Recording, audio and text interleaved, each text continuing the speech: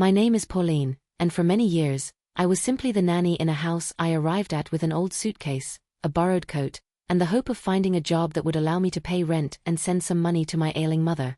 I was 24 years old when I rang the doorbell of that large, dark brick house in an upscale Chicago neighborhood, which felt as foreign to me as another world.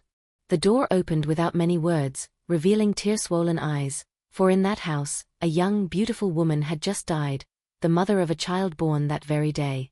It was Mr. Rodney himself who interviewed me. He didn't speak much.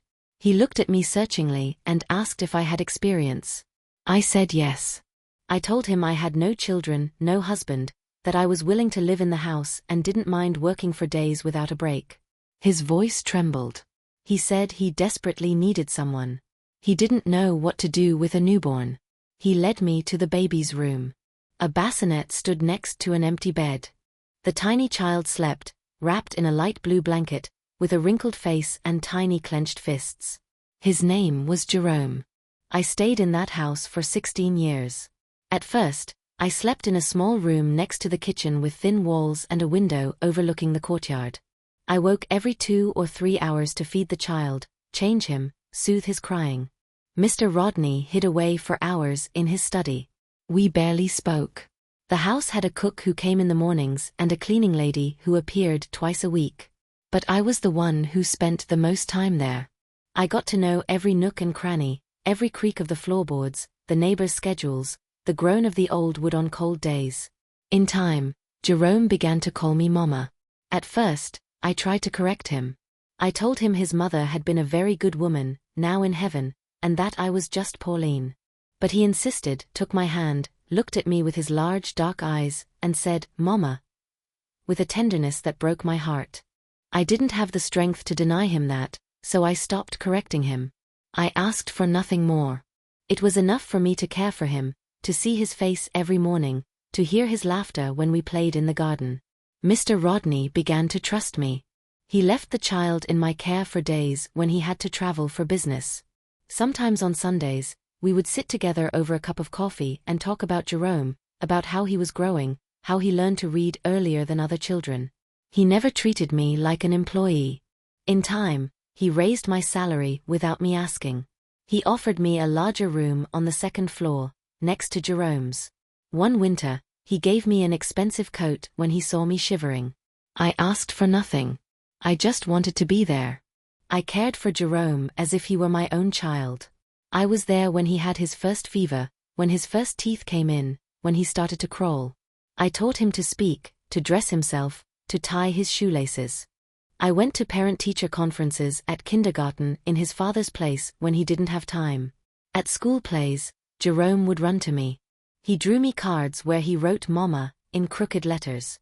On stormy nights, he would crawl into my bed and beg me never to leave him. I promised him I would always be there. I had no life outside that house. I didn't go out, didn't buy new clothes, didn't go to the movies, didn't visit friends. My life was this child, his routine, his meals, his homework. Every year for his birthday, I baked him a homemade cake. For even though caterers came to organize luxurious parties, he asked for my orange cake. I kept all his letters in a shoebox. I knew this love was my greatest treasure. It gave me purpose. When Jerome was 12 years old, Mr. Rodney began dating a young, elegant woman who smelled of expensive perfume and had a soft voice. I noticed it immediately. Pauline, he said one day, I need to speak with you. He explained that he was getting married, that some things would change. I wasn't worried. I thought as long as Jerome loved me, everything else would be unimportant. But the new mistress of the house didn't like me. I felt it from the first day. She was polite, but her gaze avoided mine. Gradually, she began to take my place. She reorganized the house, changed the schedules, introduced new rules. She complained about my cooking, about the way I dressed the child, about us talking too much. She asked me not to go into Jerome's room without announcement, set my working hours, took away my keys. One afternoon, Mr. Rodney called me into his study, thanked me for the years of work, handed me a letter of recommendation, an envelope of money, and said they no longer needed me. Jerome was grown now, they would hire a governess. It felt as though my soul was ripped from my chest. I didn't cry in front of him. I packed my belongings, hugged Jerome tightly, and left. Jerome clung to me desperately. He begged me not to go, said he didn't want anyone else. I promised him everything would be all right, that I would write to him, that we would see each other again one day. But my letters went unanswered. My calls were no longer returned. The house became inaccessible, and I was once again a single woman, without a child, without a home, without a purpose. After I left the house, I didn't know how to fill my days. Waking up without preparing Jerome's breakfast, without folding his clean clothes, without reviewing his homework, left an emptiness in my chest. For weeks, I wandered aimlessly through the streets, looked for job postings on lampposts, offered my help in family homes, heard the same dismissive phrases, felt the suspicious glances, the question of why an older woman didn't have a family of her own. I found no comfort. I also didn't find Jerome. I wrote him letters, several. The first ones were long, heartfelt, full of anecdotes, as if our connection was still intact. I told him what I cooked, how I thought of him when I saw something he would have liked. I wrote that I still kept his drawings, that I missed his bedtime stories. No reply came. I wrote a second time, then a third, each letter shorter with fewer words, less hope. I wondered if he read them, if the new woman hid them, if his father forbade him, if they had erased me from his story. Months passed. I still had some money from the severance and stretched it as best I could.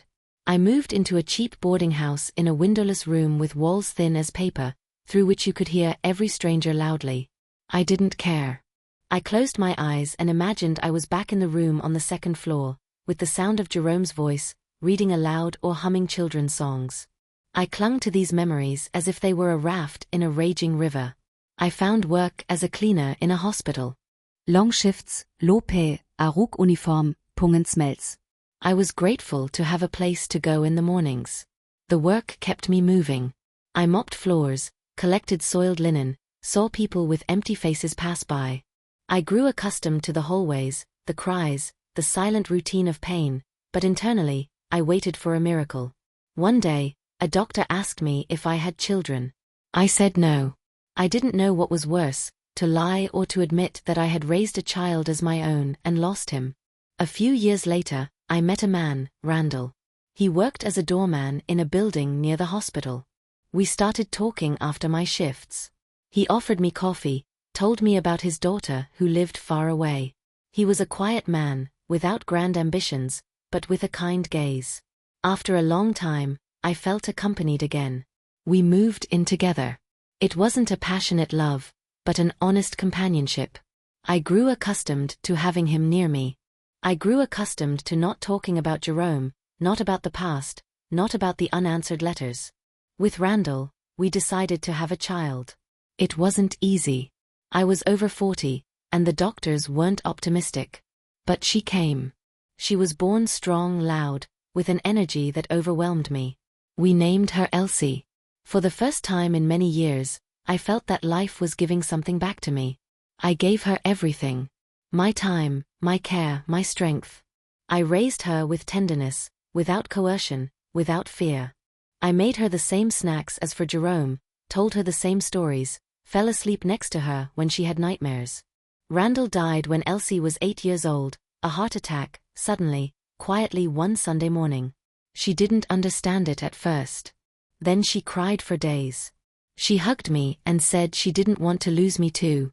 I promised her I wouldn't leave, that I would always be there for her. I returned to work as a cleaner, this time in a school. Elsie grew up surrounded by my care. She was smart, lively, with a strong personality. She excelled in everything. I watched her with pride. Sometimes, when she smiled, she reminded me of Jerome. I wondered if they would one day meet in life, without knowing who I was to both of them. Elsie was ashamed of my profession. She didn't say it directly, but I felt it. She didn't want me to go to parent-teacher conferences in my work clothes. She asked me not to talk much with her friends. She began asking me to drop her off half a block from the school. One day, she said she would rather go to the award ceremony with a friend's mother. It cut me deep, but I kept silent. I didn't argue. I learned to let her go without making a fuss. The years passed. She finished school with honors. She was accepted to the university on a full scholarship. She moved to Chicago. I helped her pack, mended her clothes, gave her a box of homemade cookies and a letter I don't know if she ever read. As she boarded the bus, she smiled at me. It was the last time I saw that genuine smile. After that, she changed. She became more distant, called rarely, answered curtly. She visited me on holidays but no longer slept in her room. She stayed with friends, wore expensive clothes, expensive perfumes, spoke of social circles I didn't understand.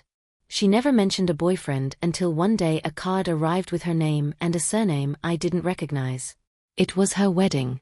Accolt, im Personalinvitation Withut an Adress, Withut adet, Withut aples for a motor. I tried to call her, but she didn't answer. I sent a message. Silence. I went to the university, but they told me she no longer studied there. I didn't know where to look for her. I had no one to ask.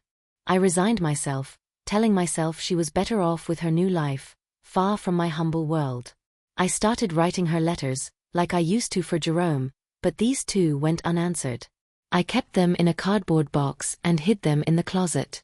My daughter no longer belonged to me, and though it hurt, I told myself that perhaps this was best for her. She was born for something greater. I was just a stopover, a shadow that had protected her path. I forced myself to accept the idea that some children forget, erase, rewrite their history. My life with Elsie was simple, marked by hard work, tight finances, and small everyday joys. We lived in a rented apartment in the back of an old building with peeling walls and high ceilings that got cold in winter. The kitchen was cramped, with a stove that sometimes malfunctioned. The bathroom had a leaky faucet, but it was a home. Our home. I filled it with crocheted blankets, dried flowers in recycled jars, old pictures I found at flea markets and patiently restored. I made it beautiful with what I had. We had no luxury, but we never lacked food or warmth. I made sure Elsie felt secure, even if I was sometimes afraid. I rose before dawn to go to work. I cleaned offices in a downtown building, came back at noon, cooked something quickly, then left again to clean houses by the hour. In the evenings, I sat at the kitchen table mending other people's clothes, sewing on buttons, darning pants, all to earn a little more for the month. I never complained. Tiredness was part of the deal. My love for my daughter kept me going. Elsie grew up with borrowed books, inherited school uniforms, and snacks made from whatever was on hand. She was always attentive, smart, reserved. She loved to read, but she also compared herself to others. When she saw her friends had new clothes, designer sneakers, or modern backpacks, she frowned. At first, she asked me for such things with a sweet voice. I explained that we couldn't afford it, maybe later, that what was inside was more important. In time, she stopped asking and began to be silent. She watched with distance. This distance became a part of her. I accompanied her everywhere, to parent-teacher conferences, science fairs, school year-end celebrations, but gradually, she asked me not to do it anymore. She was big enough, she could go alone. She said other mothers were different, spoke better, knew more. It hurt, but I accepted it. I didn't want her to feel ashamed. I didn't want her to think I wasn't on her side. I started watching her from afar, from a corner of the schoolyard, hidden behind a pillar, just to see her laugh or receive an award at a school event. One day, when she was 14, she came home from school with tears in her eyes. A classmate had told her that her mother was a cleaning lady. She said it with contempt, with the cruelty that teenagers sometimes show, without knowing the suffering they cause. I made her favorite food, spoke gently with her. I told her that working was nothing to be ashamed of, that everything she had came from my effort, but she didn't listen, couldn't listen. From that moment on, something changed, as if the shame she had hidden before now became part of her character. As she got older, her voice took on a firmer, sharper tone. She told me nothing anymore. She locked herself away to study, went out without saying where, came back late, dressed differently, used new words, looked with different eyes. I began to feel that I was losing her, that she was slipping through my fingers like water, without me being able to hold her, but I continued to wait for her with warm food. I arranged her clothes, put a thermos of warm milk for her, left her messages on napkins with little hearts. When she graduated from high school, she had one of the best grades in her class. Everyone congratulated me. They said, "You must be proud." And I was, deep down. I bought her a simple dress for the graduation ceremony. I went into debt to buy her shoes, but she asked me not to come. She said she already had someone to accompany her. I went anyway. I satt in the back row where no one saw me. I watched her from afar. I cried silently as she received her diploma. I clapped softly. I left before the event ended so she wouldn't see me. I kept the program from the ceremony and placed it with the drawings she had made for me as a child. Elsie was accepted to a university in Chicago with a partial scholarship. I did everything to give her what she needed. I sold old jewelry that belonged to my mother. I worked more hours, washed other people's laundry in the evenings. I packed her a suitcase with the best I had. I blessed her at the bus door. She hugged me briefly. She didn't say she loved me, but she looked at me. And in that look, however brief, there was a tenderness. I clung to that moment for months. In the first few months, she called occasionally, saying she was busy, studying a lot. Then the calls became rarer, the answers shorter. She started speaking differently, using words she hadn't known before. She corrected me, laughed softly when I said something she considered inappropriate. Without realizing it, I started speaking less when I called her, no longer telling her about my days, not saying I missed her. I limited myself to asking if she was well, if she needed anything, and she always said everything was fine, that I shouldn't worry. Years passed. I grew accustomed to her absence, to not knowing where she was, only receiving sporadic messages. Every now and then, she said she couldn't come. She had obligations, no time. I stopped asking who she lived with, if she had a boyfriend, if she was happy. I didn't want to bother her. I didn't want her to think I didn't know my place in her new life. I told myself that this silence was the price one pays when letting someone soar. One day, a neighbor showed me a photo in a magazine. It was a society column about a luxurious wedding in Chicago. I recognized her face immediately. It was my daughter, dressed in white, surrounded by flowers, next to a young man in a black suit with a radiant smile. The article contained her full name, but something had changed. She only used her husband's surname now. The text stated that young attorney Elsie Miller had overcome a difficult childhood after the early loss of her mother. My name was not mentioned. I didn't exist. According to this story, I had been dead for years. After reading the article, I sat silently for hours. The magazine lay open on the table. I looked at it, but I no longer saw anything. The words were there in black ink on glossy paper, but what hurt me wasn't what they said, but what they concealed. I was not part of this story. I was not mentioned, not remembered. In this version, I had been dead for years. My daughter had told the world that her mother no longer existed, and in a way, she was right. The mother she knew, who cared for her, who fed and accompanied her, that mother no longer existed. I put the magazine in a drawer. I didn't tear it up, didn't throw it away. I wrapped it in a plastic bag and placed it under a stack of old tablecloths. I didn't want to see it, but I couldn't throw it away either. It was the only proof that Elsie was still alive, that she was married, that she was smiling. I told myself that the most important thing was that she was doing well, that she had a comfortable life, that she had achieved what she wanted. I told myself many things, but nothing eased the emptiness that grew within me. The days passed, I kept working. I washed clothes, cleaned houses, mended buttons. My back ached, my hands hurt, but a busy body doesn't let the soul break so easily. In the evenings, with a cup of warm tea, I looked at the clock. At this hour, I thought, she's probably with her husband, maybe in a beautiful house with elegant lamps, shiny furniture, dishes that don't break if they fall. I imagined her gestures, how she moved among people, how she talked about her work, about her successes. I also imagined how many times she must have repeated the story of her deceased mother, without hesitation, without batting an eye. I went on living. I walked the same streets, in the same clothes, greeted the same neighbors. But now I knew that for my daughter, I was a ghost, a story that needed to remain buried, something that could only exist in secret. I wondered how long she had been constructing this lie. Perhaps since before university, since she stopped answering my letters, since she no longer wanted me to come to school events, since she looked at the world as if everything she left behind was a burden. I didn't call her, didn't write to her, didn't ask her anything. I remained silent, as if I could protect what little dignity I had left. If anyone asked about her, I answered only the bare minimum. She's in Chicago. She's studying. She got married. I never mentioned that she didn't call me, that she said I was dead. No one needed to know that. It was a pain I didn't want to share, a shame I kept to myself, because even though she had denied me, I was still her mother, and that can't be erased even if you try. In time, my body began to feel it. My legs swelled in the evenings. My eyesight began to fail. I grew tired faster, but I kept working. I couldn't stop. I had no one to turn to.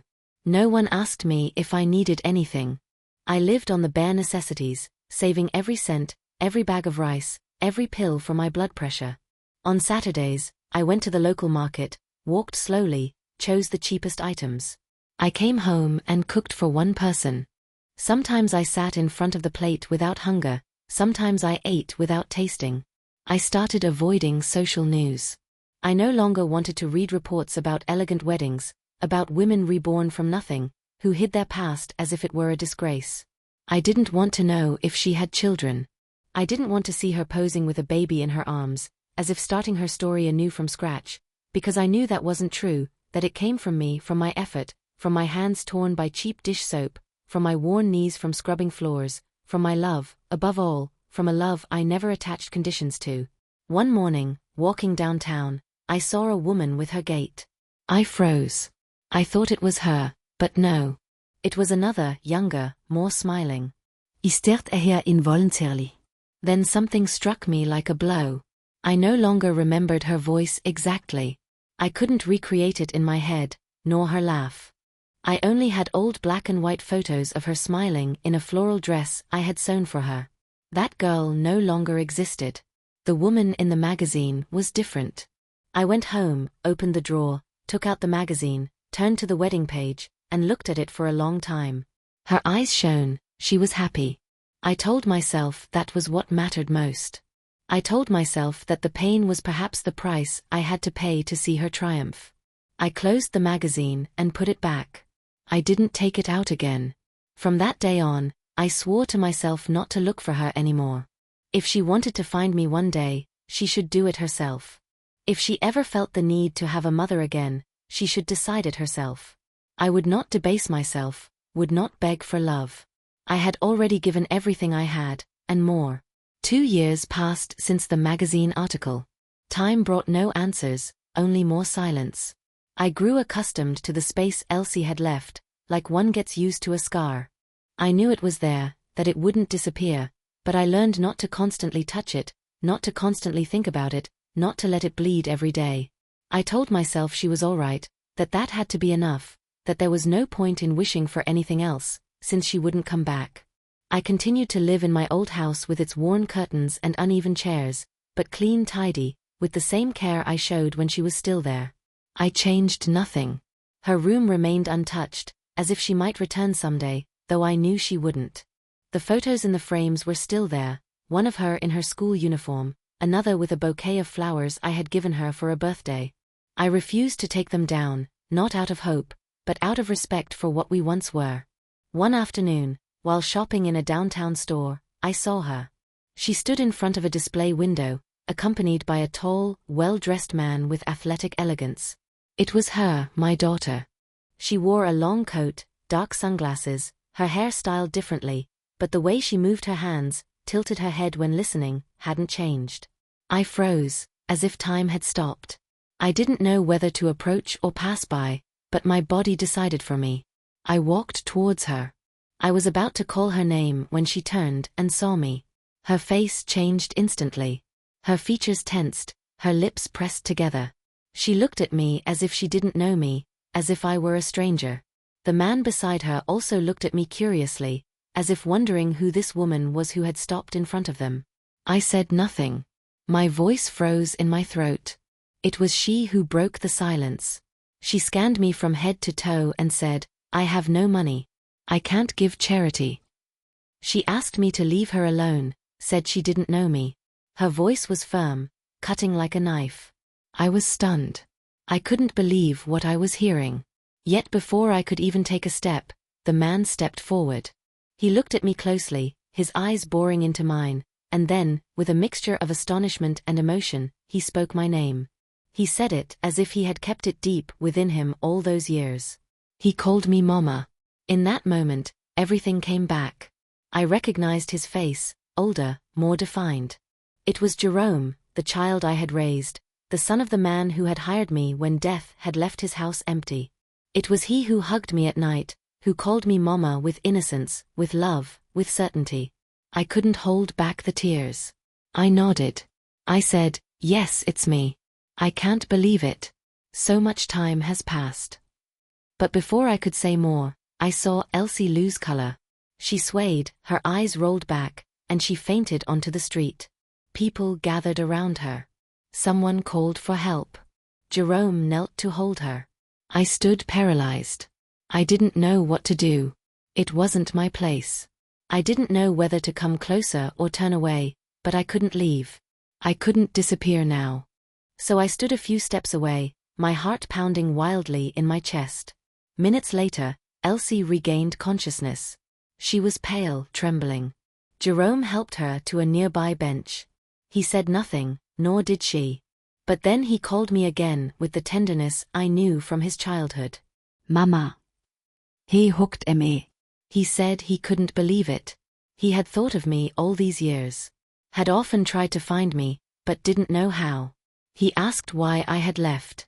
I said it wasn't the right moment. I would tell him everything one day, but I was happy to see him, proud of him. Elsie said not a single word. She stared straight ahead with fixed eyes. She knew she was trapped in a lie.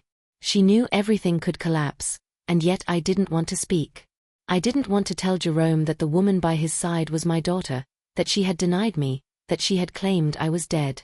I didn't want to hurt him, didn't want to burden him with a truth that wasn't his to bear. So I remained silent. I smiled. I asked him how he was, what had become of his life. He said he had become an entrepreneur, leading his father's company, that he had wanted to find me for a long time to thank me for everything. He said I had been his true mother, the only one who was there for him during his hardest years. He hugged me again, and as he did, I saw Elsie slowly turn her head and look at me. In her gaze, there was no hatred, only panic. She knew I had the power to destroy her world with a single sentence, but I didn't. I didn't say who I was. I didn't mention that she was my daughter. I didn't speak of the past. I just stroked Jerome's face, as if no time had passed, as if he were still the child I had cared for with so much love. We said our goodbyes without difficult words. Jerome asked for a number, an address. I gave him a phone number. He promised to call me, not to lose me again. He said it with a clear, untroubled smile. I nodded. I valket ave slowly, without looking back. That night I didn't sleep. I knew I had reached a point of no return, that I had seen again the two children life had given me, even if one wasn't my blood and the other was. It had become clear who was willing to acknowledge me and who preferred to erase me. I needed no further signs. That night I left the light on.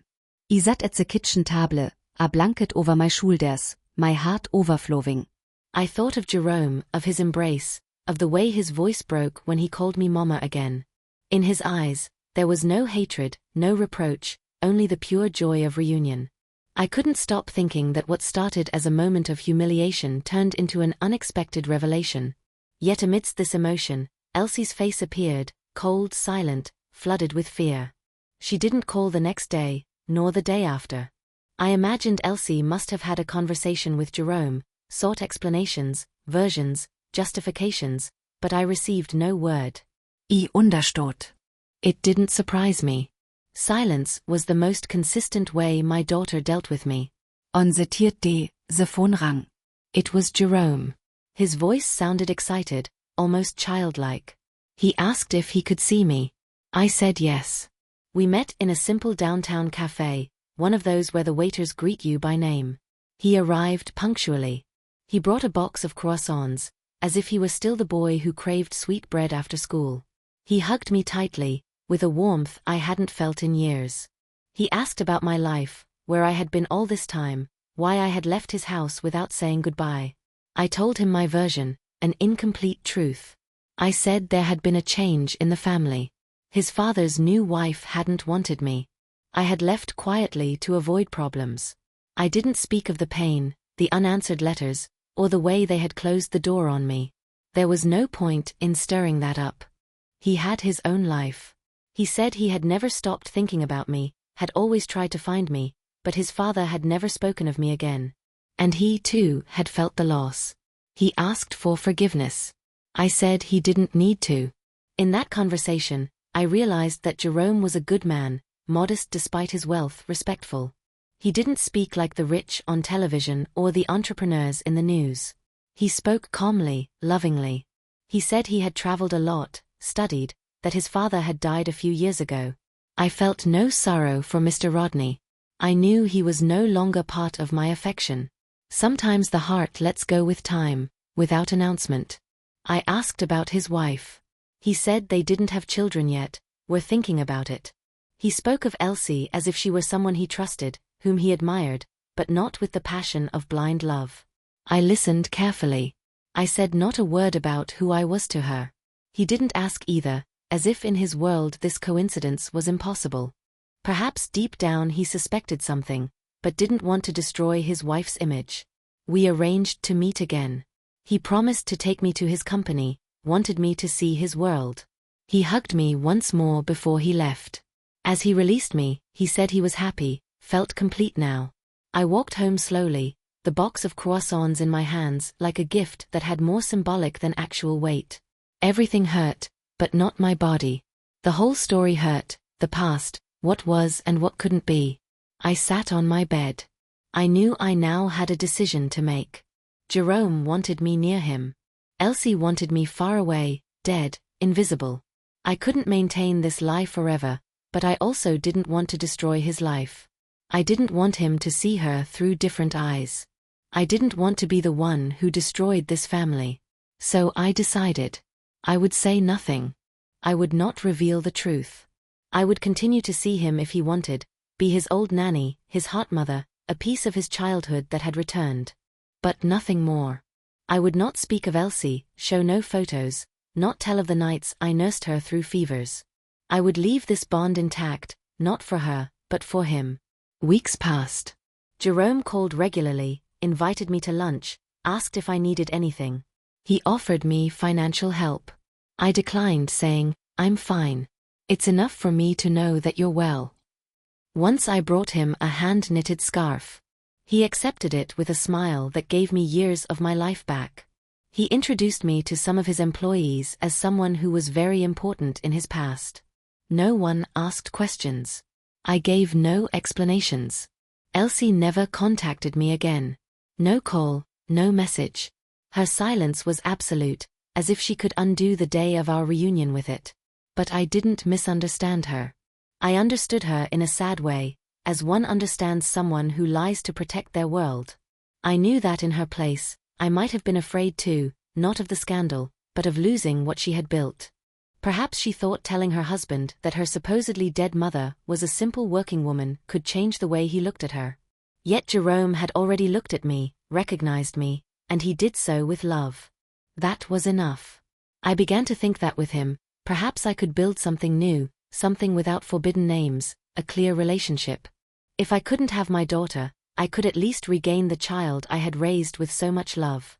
Months passed, and the relationship with Jerome became part of my routine. He called almost daily, sometimes just to say how a meeting went. Sometimes, that he remembered a dessert I made him as a child. He sent me short, sweet messages. "Today I saw a picture of you in my mind," or "Mama, that rice pudding you made, do you dare to make it again?" Every time he said "Mama," something in me opened and closed at the same time. It was a relief, but also a reminder of everything I no longer had. Jerome never asked about Elsie again. He spoke of her in a neutral tone, without effusive praise, without many details, as if he somehow knew that this topic was delicate. Or perhaps he didn't know. Perhaps he simply didn't feel the need to talk much about his wife. I wondered if something had cooled between them, if the lie Elsie maintained had become an invisible wall, but it wasn't my place to know or to question. I continued to live in my old house, though now envelopes of cash occasionally appeared in my mailbox. No name, no note, no explanation. I knew they were from Jerome. I recognized it by the carefulness of the envelope, by the way the bills were folded, by his silent gesture. I didn't thank him, didn't complain. I knew he did it out of love, not guilt, but as a gesture. I used the money sparingly, saving it for urgent things, for winter, for when my body would hurt too much to work.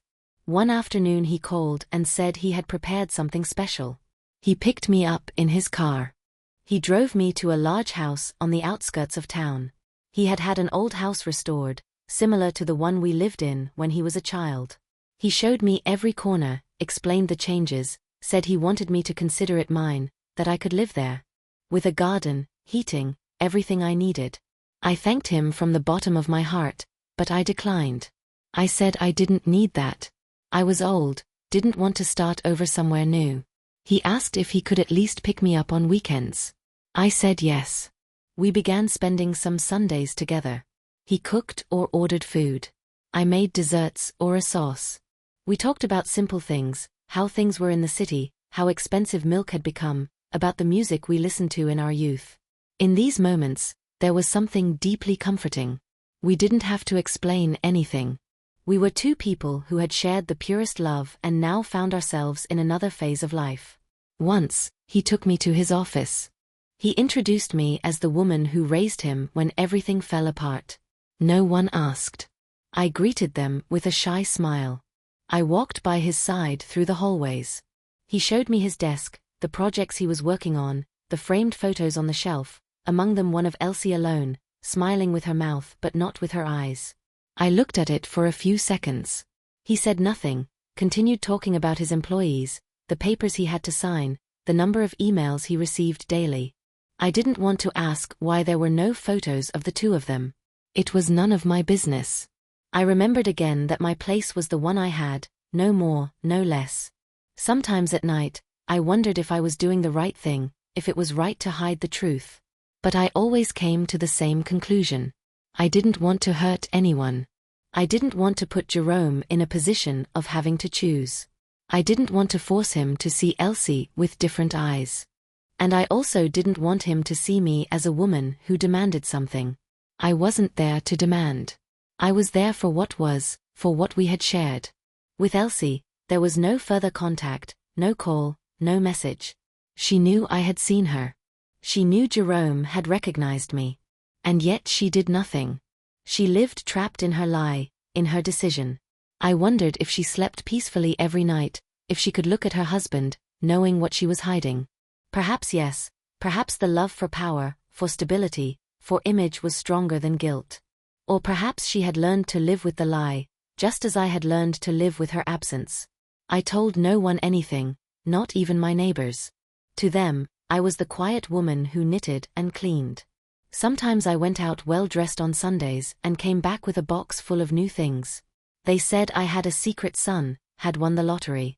I just smiled. I didn't contradict, didn't confirm, I didn't have to explain anything. Time passed. Jerome continued to call me Mama, and I accepted it as a gift. One I hadn't expected, that life had given back to me. I knew it wouldn't last forever, that eventually distance, work, obligations would separate us again. But as long as it lasted, as long as he was there, I would welcome him with open arms. I had understood that life isn't about children being a fulfilled expectation. It's about loving without guarantees, without guarantee of gratitude, of presence, of justice. You love because you love, you care because it is so, and you let go when it's time to let go. I had let go of my daughter. Now I devoted myself to accompanying, without demanding, the son who had given life back to me. The day I made the decision had no big trigger. There were no shouts, no tears. It was a morning like any other. The sun fell through the window with its usual warmth. The kettle whistled. I sat down with my cup of tea in my hands, and then I knew. I knew it was time to close this chapter, to say goodbye silently to everything, to leave without disturbing, without interrupting, without carrying the shadows of what I once was for someone who no longer called my name. The relationship with Jerome had evolved into a quiet routine. We saw each other now and then. He called, sent me things, we spent pleasant hours, but something in me began to extinguish, not because of him. He remained sweet, grateful, warm-hearted, but I knew I couldn't stay halfway. I couldn't live between two worlds that weren't entirely mine. I was the mother of someone who denied me. I was the heart mother of someone who acknowledged me, but didn't know who I truly was. I no longer wanted to carry this double identity. I couldn't hold it anymore. I didn't want to lie to Jerome. But I also didn't want to destroy his world. I didn't want to tell him that his wife, the woman he shared his life with, was my daughter, who had turned her back on me. I didn't want to burden him with it. I saw him happy, complete, at peace. I told myself it wasn't my job to disturb that peace, that sometimes the most generous thing one can do is to leave. Isolde Haus. It wasn't legally mine, but I had lived there for so many years that it felt like a part of me. I had little. A bed, a table, a few chairs, some pictures, many letters in boxes. Isolde wat I kult, gave avese rest. I called a moving company and rented a small truck. I booked a ticket to my hometown, a forgotten town in rural Iowa, where the wind blows differently and people still greet you as they pass. That's where I was born. There, I was no one's mother. There, I was neither the former nanny nor the living dead. There, I was simply Pauline. On the last day before I left a handwritten letter in Jerome's mailbox. It had no return address, no signature, but he would know it was from me. I thanked him for everything. I wrote that I carried him in my heart, that I lacked nothing, that I just needed to start anew in silence. I asked him not to look for me, not to try to understand, to cherish the beautiful memories, that sometimes people have to leave so as not to destroy what they love. I didn't cry when I left. I sat by the bus window and looked one last time at the street where I had lived for so long. I thought of Elsie as a child, her hurried steps on the way to school, her laughter when she received a doll for Christmas. I thought of Jerome, of his eyes when he had a fever, of his habit of hugging a blanket that had long been worn out. I said goodbye silently to both of them. They wouldn't look for me. They wouldn't follow me. Everyone had their life, and I was finally leaving to find mine. Arriving in the town was like a trip back in time. Dusty roads, wind-bent trees, low roofs, picket fences. Everything was slower, smaller. No one knew me, no one expected anything from me. I rented a room in the house of an older woman, Agnes, who lived alone. I cooked for her in exchange for a discount. I planted flowers in the garden. I bought a used radio and turned it on in the afternoons to listen to old country songs. I started embroidering napkins, knitting scarves, which I sold at the local market on Sundays, and lived without commotion. I received no calls, made none either. The phone I had used with Jerome, I turned off. I wrote his number on a piece of paper and hid it in an old book. I didn't want to destroy it, just to let it rest. Sometimes in the evenings, I sat on the porch of the house and watched the sky darken. I wondered if Jerome had read the letter, if he had understood. I thought of Elsie, if she felt relief at having lost me again. I wondered if both of them were happy in their different ways. I wasn't happy in the way people imagine it. I didn't laugh constantly, didn't have company, didn't go dancing, but I was at peace. I owed nothing, hid nothing, bore no burden of upholding other people's truths. I was free, perhaps invisible, but free. The days in the new town were much alike. The sun rose every morning with the same warmth. The birds sang without haste, and the radio played the same old songs that I learned to enjoy as if they were new. The silence didn't weigh on me. It accompanied me like a blanket that warms without pressing down. No one knew who I was. No one asked where I came from. My story interested no one, and that, far from hurting me, relieved me. It was as if for the first time in a long time, I could breathe without hiding or expecting anything. I lived in a simple room in the back of an old house with damp walls and the smell of old wood. Agnes, who rented me the room, was a widow like me, but accustomed to solitude. We shared gardening work, sometimes cooked together, sometimes each retreated into her own world. We respected each other's silence. She never asked about my family, I never asked about hers. Sometimes we knitted together, drank warm tea, and listened to the radio. That was enough. My body slowed down. I no longer had to rush from one job to another, carry heavy bags, or get up before the sun. I woke up calmly, dressed slowly. I went to the neighborhood market, sold embroidered napkins, thick wool scarves, pot holders, just enough to buy the necessities. The rest of the time, I read books that the village librarian lent me, tended plants, helped Agnes bake bread. I discovered that you can live with very little when your soul is not at war. There were nights when nostalgia surfaced, when I involuntarily replayed scenes from the past. Elsie's first day of school, her laughter with newly grown teeth, the times I braided her hair while she told me her stories. I also thought of Jerome, of his adult hugs that reminded me of his childhood embraces, of his grateful eyes, of his respectful silence when I didn't want to tell more. But I didn't cry. I remembered with tenderness, as one remembers something very loved that cannot be brought back, but for which one is grateful to have had. I never received a letter. The phone never rang, and I didn't expect it to. I had done my part. I had loved unconditionally, without contracts, without guarantees. I had given my best. I owed myself nothing. I owed them nothing. I was free. Not in the romantic sense.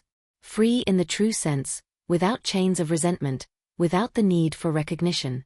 I had understood that not everything gets fixed, that not everything gets said, and that silence is also a form of love.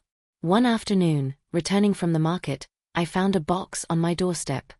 It had no sender, and inside was a small packet of rice pudding wrapped in an embroidered napkin, just like the ones I made, and a note in familiar handwriting that only said, "Thank you for giving me a happy childhood." Nothing more, nothing less. There was no signature, but I knew instantly who it was. I sat on my bed and allowed myself to cry silently, quietly, as one cries when there is no pain, but gratitude. I put the note in my nightstand drawer. I didn't read it again. It wasn't necessary. I needed no answers, no reunion, no explanations. I had gotten everything I could have expected. Jerome had found me, hugged me, called me mama, and then respected my decision to leave. He didn't push, didn't demand let me go, and that too was love. Elsie still didn't appear. Sometimes I imagined her with children in a large house with an ordered life. I wished her happiness, without irony, without resentment. I wished her a life of peace, that everything she sought by hiding her origins would give her security, strength, and value. I would not interrupt that. I would not show up to make her pay for anything. I no longer wanted justice.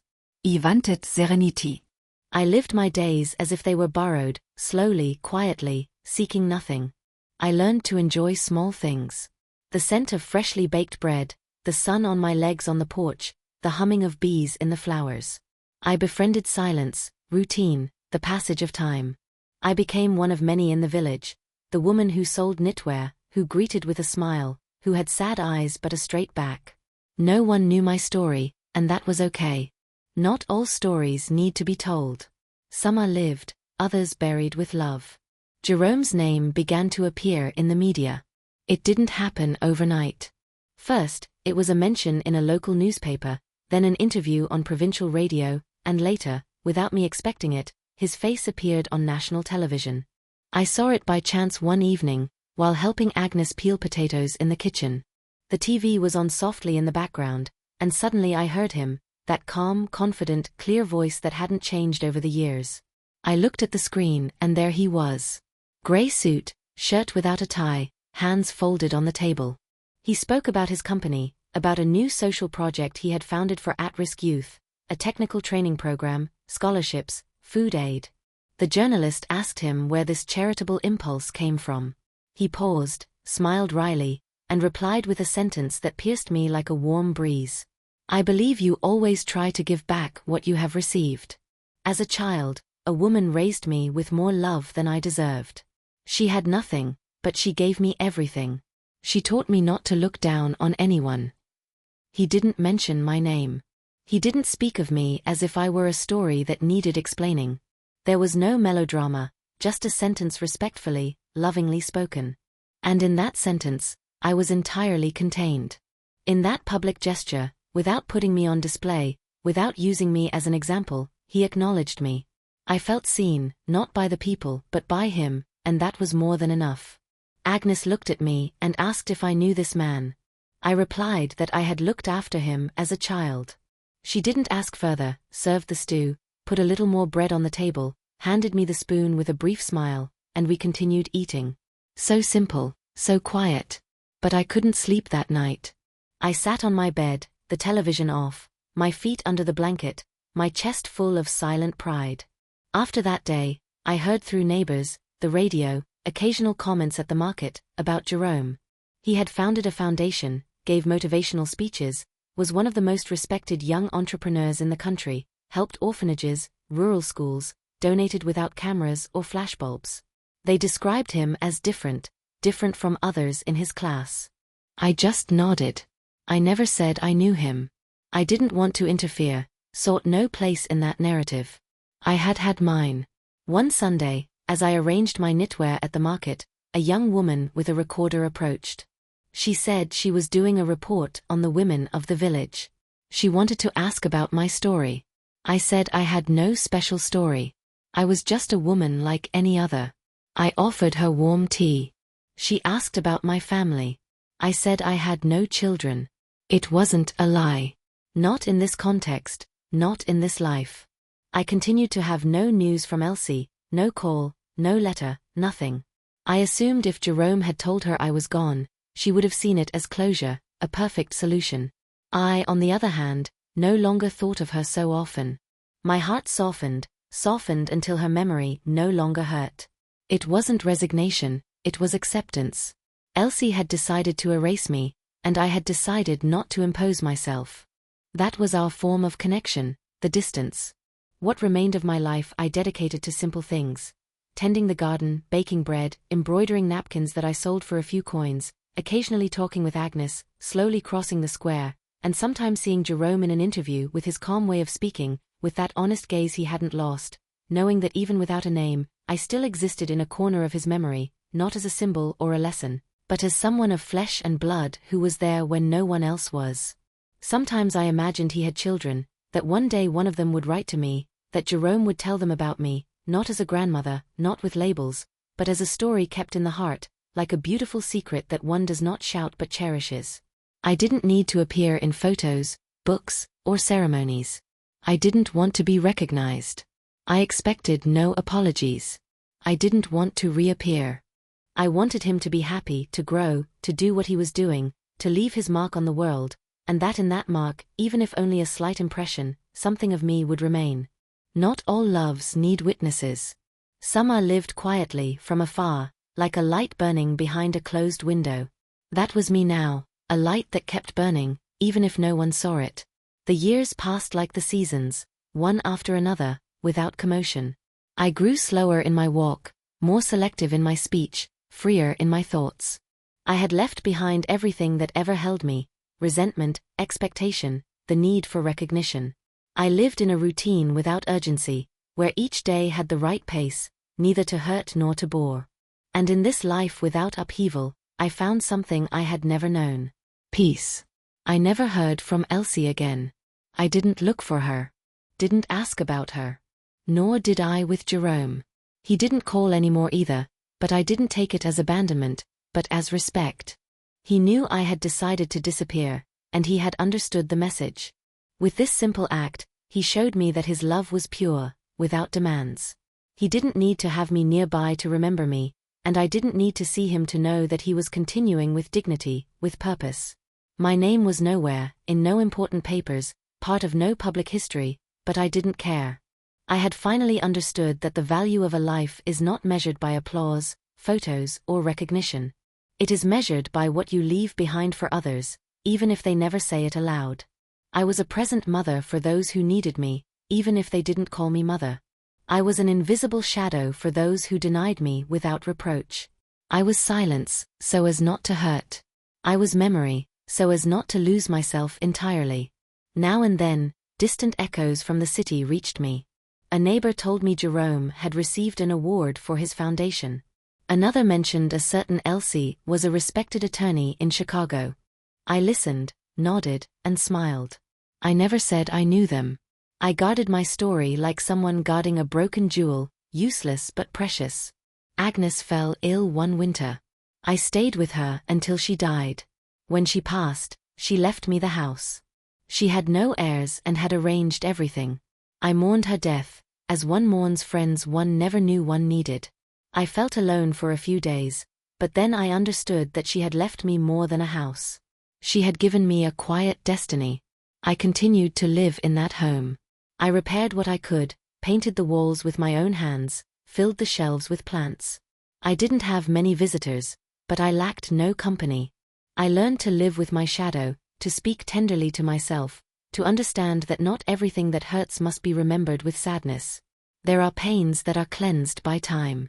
They don't disappear, but they find a place where they no longer disturb. I never wrote a book, never told my story, not because it wasn't worth it, but because I didn't need to tell it for it to be real. What I experienced was within me. And if it went with me one day, that was fine, because I had done the most important thing. Lived with decency, loved unconditionally, kept silent at the right time, let go without destroying.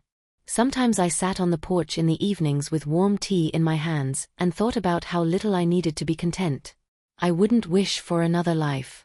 I wouldn't change a thing. I was what I needed to be, and that was enough. I grew quieter. The winters ached more, my hands grew numb. My body signaled to me that it was time to slow down. And I accepted it without fear, without sadness. I had no outstanding accounts, expected no apologies, needed no reunion. I lived as I could, loved as I knew, and stepped back when I understood that my presence would cause more harm than my absence. The world continued to turn without me at its center, and that was good, because it's not always about being the main character. Sometimes it's enough to have been someone who loved silently.